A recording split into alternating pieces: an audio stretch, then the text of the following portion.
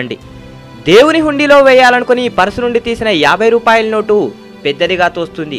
అదే note super మార్కెట్లో చిన్నదిగా కనిపిస్తుంది. గుళ్ళో గడిపే అరగంట ఎంతో ఆలస్యంగా గడుస్తున్నట్టుగా తోస్తుంది. టీవీ చూసే అరగంట వేగంగా గడిచినట్లు అనిపిస్తుంది.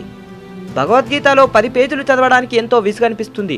టీవీ సీరియల్లోని 300 ఎపిసోడ్ అయినా ఎంతో ఆసక్తిగా అనిపిస్తుంది.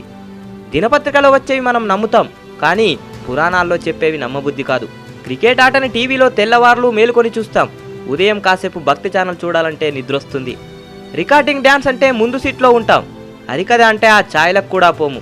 తిరుపతి లేదా అయ్యప్ప కొండకు వెళ్లే బీదలకు ఇవ్వడానికి మన దగ్గర చిల్లరుండదు. మన పిల్లలకు 5 స్టార్ చాక్లెట్లకు చిల్లరుంటుంది.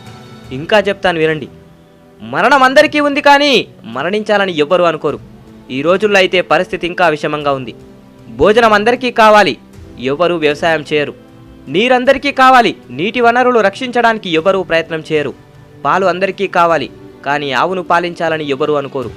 నీడ అందరికీ కావాలి, చెట్లను నాటాలని వాటిని రక్షించాలని ఎవ్వరూ అనుకోరు.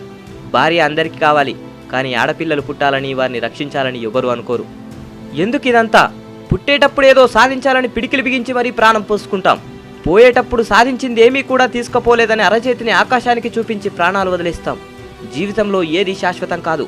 ఎంత పెద్ద బంగ్లాలో ఉన్నా, ఎంత పెద్ద కారులో తిరిగినా, ఎన్ని పరుపులు ఎక్కినా ఇదే చివరి మెత్తటి పరుపు.